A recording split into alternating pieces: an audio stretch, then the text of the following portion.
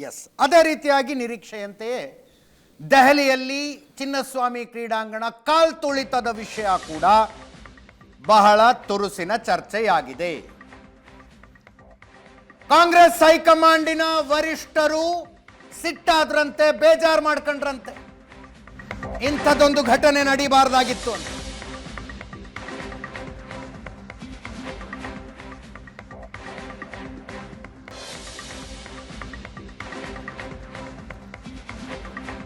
ಎರಡೇ ಪ್ರಮುಖ ರಾಜ್ಯಗಳಲ್ಲಿ ಅಧಿಕಾರದಲ್ಲಿರುವ ಕಾಂಗ್ರೆಸ್ಗೆ ಈ ರೀತಿಯಾದಂತಹ ಘಟನೆಗಳು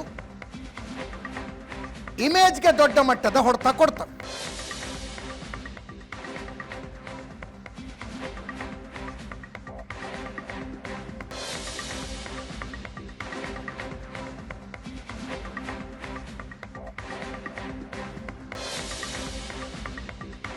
ಯಾರ ನಿರ್ಲಕ್ಷ್ಯದಿಂದ ಇದಾಗಿದ್ದು ಅಂತ ಕೇಳಿದ್ರಂತೆ.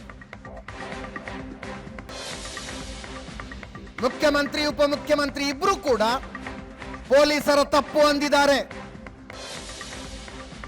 ಪೊಲೀಸರು ನಿರ್ಲಕ್ಷ್ಯ ಮಾಡಿದ್ರು, ಸರಿಯಾಗಿ ಸಿದ್ಧತೆ ಮಾಡಿಕೊಳ್ಳಲಿಲ್ಲ.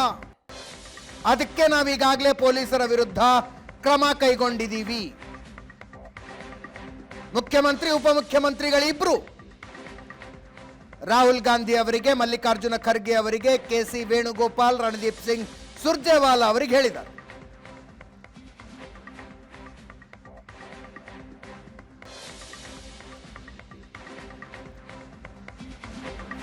ಘಟನೆಯ ವಿಷಯ ಗೊತ್ತಾಗ್ತಾ ಇದ್ದಂತೆ ನಾನು ಆಸ್ಪತ್ರೆಗೆ ಹೋದೆ. ಪರಿಸ್ಥಿತಿ ನಿಭಾಯಿಸೋದಕ್ಕೆ ಸೂಚನೆ ಕೊಟ್ಟಿದ್ದೀನಿ ಅಂದ್ರಂತೆ. ಕಾಲ್ತುಳಿತದ ಘಟನೆಯಾದ ನಂತರವೂ ಯಾಕೆ ಡಿಸಿಎಂ ಚಿನ್ನಸ್ವಾಮಿ ಕ್ರೀಡಾಂಗಣದ ಕಾರ್ಯಕ್ರಮಕ್ಕೆ ಹೋದ್ರು ಅಂತ ಕೇಳಿದ್ದಕ್ಕೆ ರಾಹುಲ್ ಗಾಂಧಿ ಅವರು ಕೇಳಿದ್ರಂತ. ಅದಕ್ಕೆ ನಮಗೆ ಮಾಹಿತಿನೇ ಇರಲಿಲ್ಲ ಅಂದ್ರಂತೆ ಡಿ.ಕೆ. ಶಿವಕುಮಾರ್. ಮಾಹಿತಿನೇ ಇರಲಿಲ್ಲ ನಮಗೆ ಅಂದ್ರಂತೆ. ರಾಹುಲ್ ಗಾಂಧಿ ಅವರು ಕೇಳಿದ್ದಾರೆ, ಯಾರ ನಿರ್ಲಕ್ಷ್ಯದಿಂದ ಇದು ನಡೀತು ಅಂತ.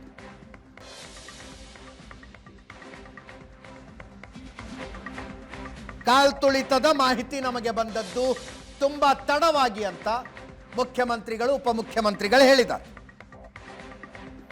ಕೆ.ಸಿ. ವೇಣುಗೋಪಾಲ್ ಮಾತನಾಡಿದ್ರು ಇದರ ಬಗ್ಗೆ. CM and PCC President briefed the leadership about the incident and the action taken by the government on post-incident. Certainly, we are very much concerned about every human life. We are the party are very much matter about the human life.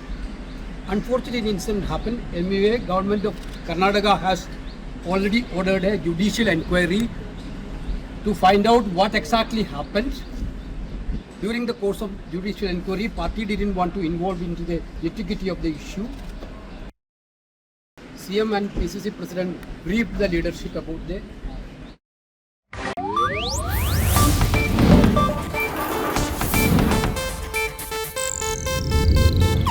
ಇದು Asianet news network ಪ್ರಸ್ತುತಿ.